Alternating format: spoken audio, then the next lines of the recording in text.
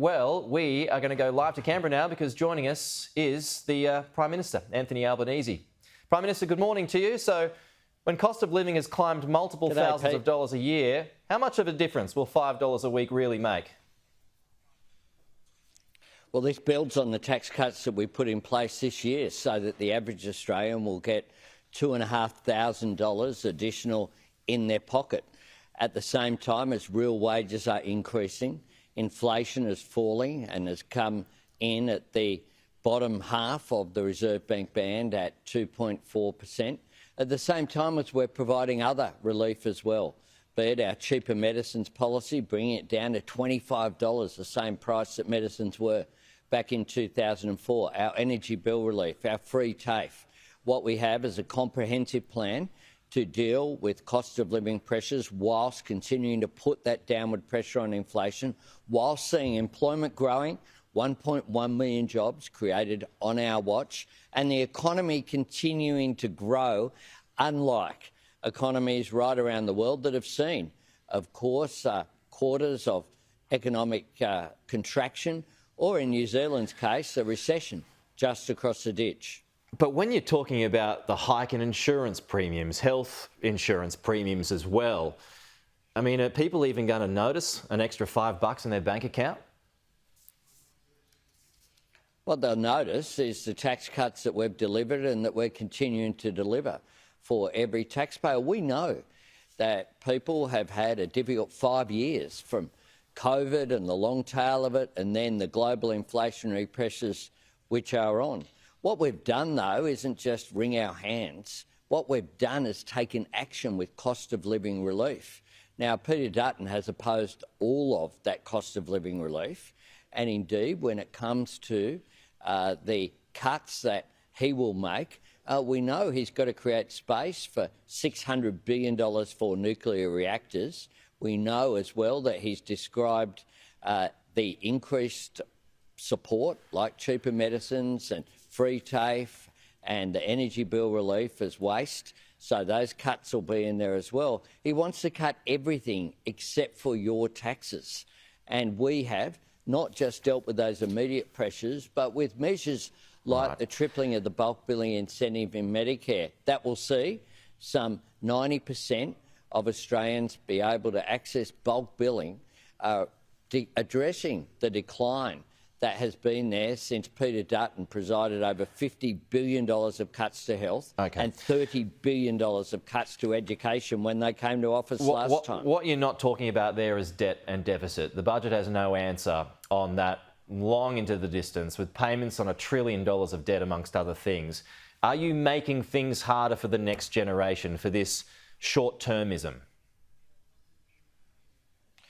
Pete, there's nothing other than long-term objective by turning a $78 billion deficit into a surplus, which is what we did, delivering another surplus, which is what we did. And but you don't have those anymore. Now we're only talking about deficits.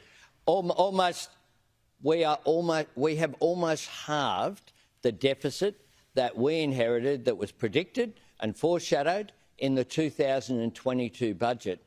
Less than 3 years ago, Pete. That's a massive turnaround. We have provided almost $100 billion of savings over our 3 years. We've presided over an improvement in the budget bottom line of almost $180 billion, and going forward, an improvement in the budget bottom line of $207 billion. That's due to hard work, responsible economic management that we have done. We've made sure we're working with Australians to turn the corner, and we inherited, of course, a mess when it came to that $78 billion deficit, with no funding there to deal with fixing Medicare, no funding there for a better and fairer schools program, no funding there to deal with those issues, no funding and support for a future made in Australia. We've made space to do all of that whilst getting inflation down. All right, but also when it comes to defence spending, there's not much extra, at least not at the levels that Donald Trump wants. Do you risk raising the ire of administration by not getting defence spending upwards of 2.5% to 3%?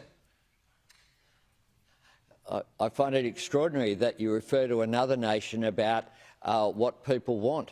what we want, and is an Australian defence policy consistent with the Defence Strategic Review that we've put forward and the additional investment that we have put forward from the one that we inherited, including bringing forward another $1 billion in last night's budget.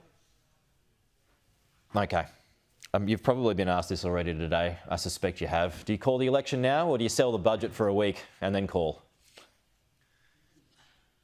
Oh, well, you'll have to wait and see, but bear this in mind, Pete. You might recall that Peter Dutton was calling upon me to call an election this time last year in order to stop the tax cuts going ahead for every taxpayer. He wanted me and you to get a tax cut, but your listeners to not get one.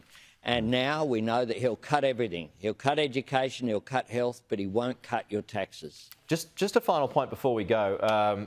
Donald Trump seemed to talk back tariff threats yesterday. Are you hopeful on that, or are you not really taking it seriously, because following what he says is often like following a bouncing ball? We're continuing to negotiate in good faith with the US administration, make representations. That's what responsible governments do.